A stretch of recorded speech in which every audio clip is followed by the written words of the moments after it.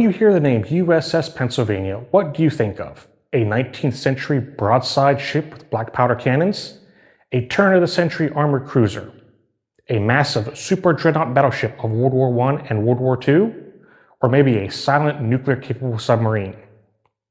In this case, all are correct. Throughout more than 2 centuries of American history, the USS Pennsylvania has stood as a pinnacle of naval power. These 4 vessels have carried its name from the mightiest wooden warship America has ever built, through the Steel Age, and to today's silent guardians beneath the waves. This is a snapshot of their history, a legacy of innovation, sacrifice, and unwavering service to their nation. Following the War of 1812, Congress authorized construction of 9 new ships of the line.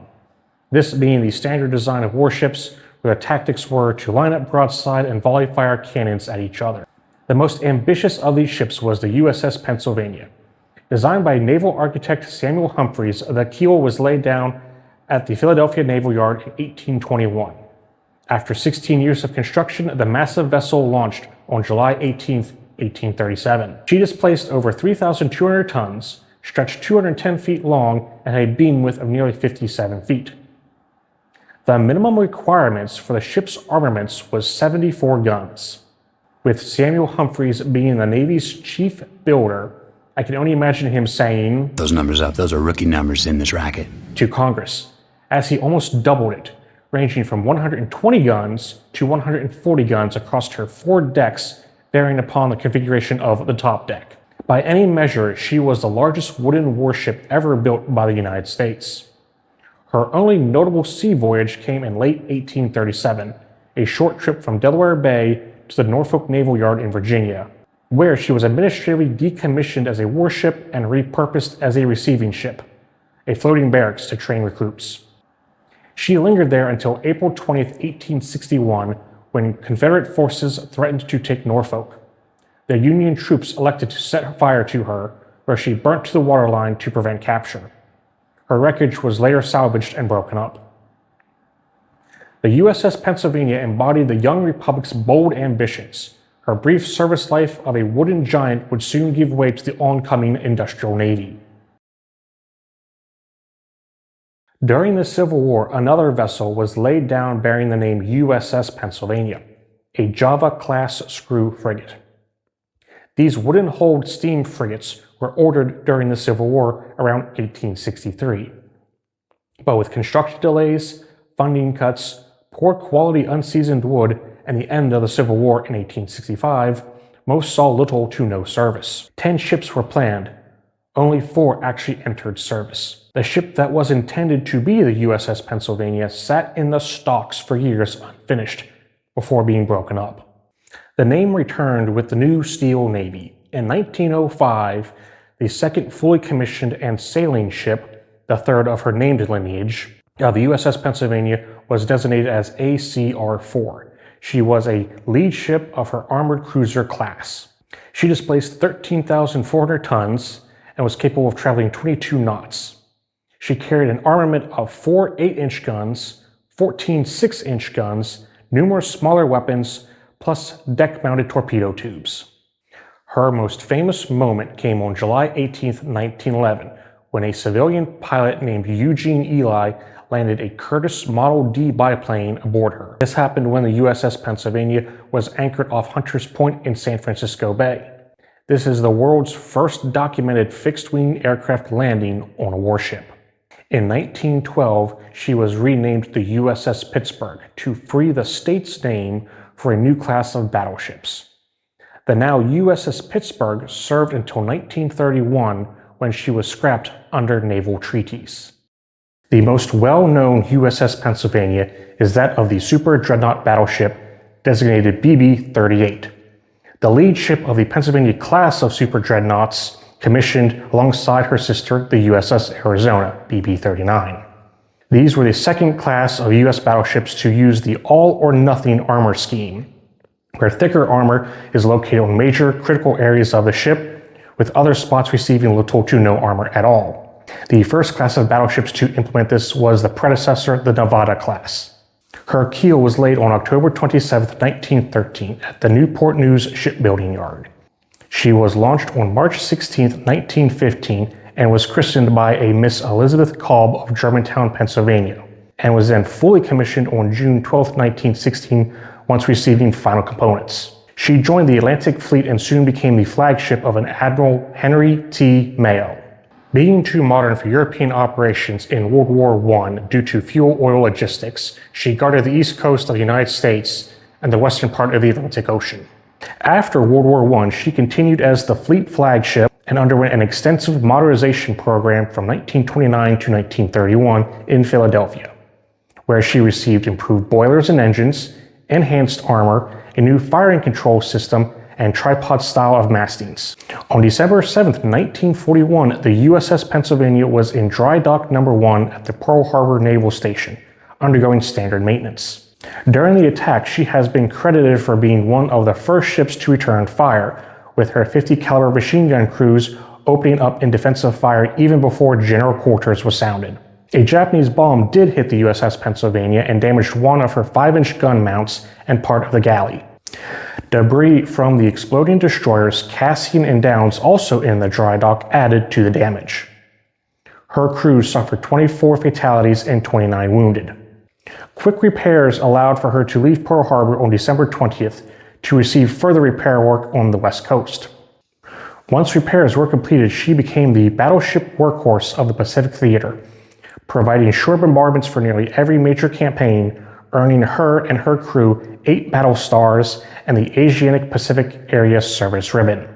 Those 8 battle stars consisted of the events of Pearl Harbor, the Aleutian and Attu operations in Alaska, the Gilbert Islands operations, the Marshall Islands operations, the Marianas operations, the Western Caroline Islands operations, the Leyte Gulf landings, and the Lejeune operation.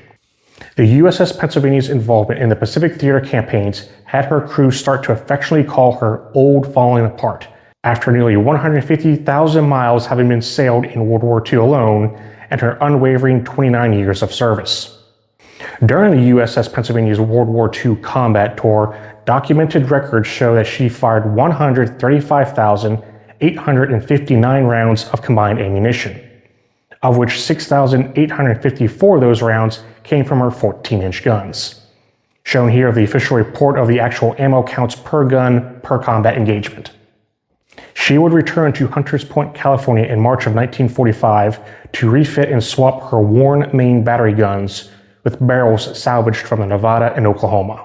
On August 12, 1945, while anchored in Buckner Bay, Okinawa, a Japanese aircraft launched a torpedo and struck her stern, killing 20 and wounding 10. She was the last recorded major U.S. warship to be damaged in World War II. After the Japanese surrender on August 15, 1945, limited repairs prepared her for Operation Crossroads. This was a joint Army-Navy task force to study the effects of atomic weapons on naval groups. She was sailed to the Bikini Atoll and the Marshall Island chains, along with 95 other ships. The first of 3 scheduled tests was the Able bomb.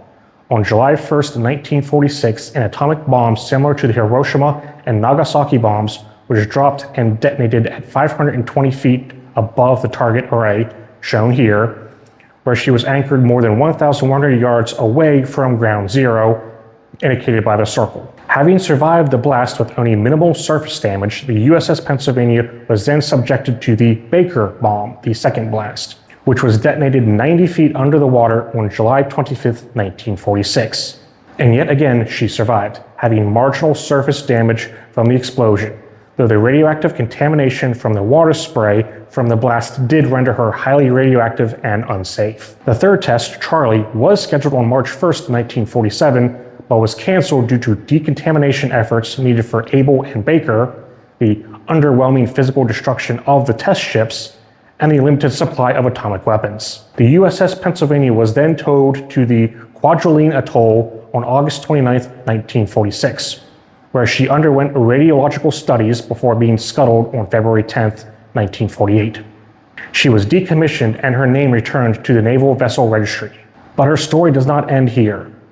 As previously stated, back in March of 1945, the USS Pennsylvania had her barrels replaced.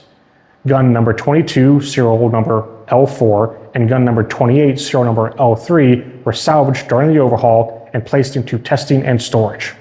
And to cover this in more detail involves a road trip. Welcome to the Pennsylvania Military Museum. This museum honors the Commonwealth's military heritage and is located in Bowlesburg, Pennsylvania. As you can see from the Google Maps insert, the museum is closed as it is currently undergoing a 1 to 2 year, $4.3 million expansion and renovation project.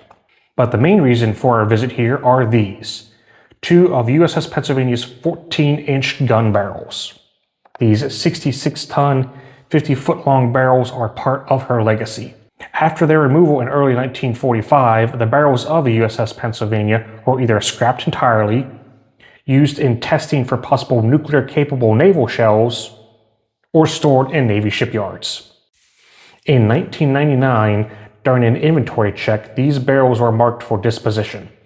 In 2002, the museum was able to secure the barrels for display.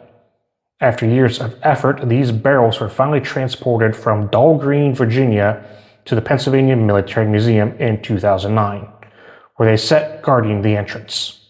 Next to them are these detailed panels showing timelines, photographs, and maps to bring the story to life. From the 1837 ship of the line, through the armored cruiser, to the battleship herself with her atomic tests, and to the modern nuclear submarine. On top of that, her bell is on display at Penn State University. Her bell is currently located outside the Wagner Building here, home of the Penn State University's ROTC programs. The bell is on permanent loan from the Navy since 1955.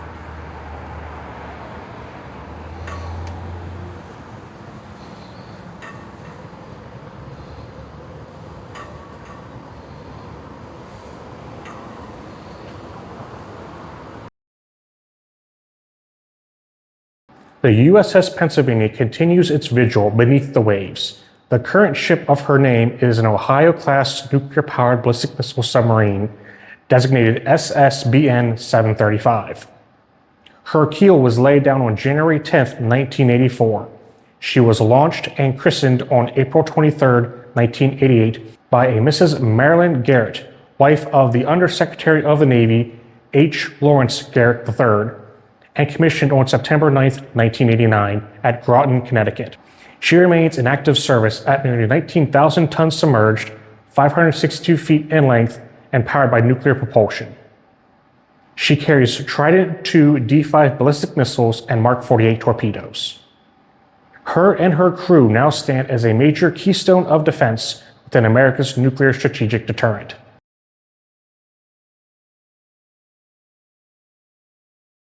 From a wooden giant of the sailing era to an armored cruiser that helped pioneer naval aviation, to the battleship that survived Pearl Harbor to help win the Pacific Theater, to today's silent nuclear sentinel, the name USS Pennsylvania has embodied American naval strength across more than 2 centuries. Each vessel has mirrored the technology and the challenges of its time, yet all carried forward the same proud legacy of service, resilience, and pride.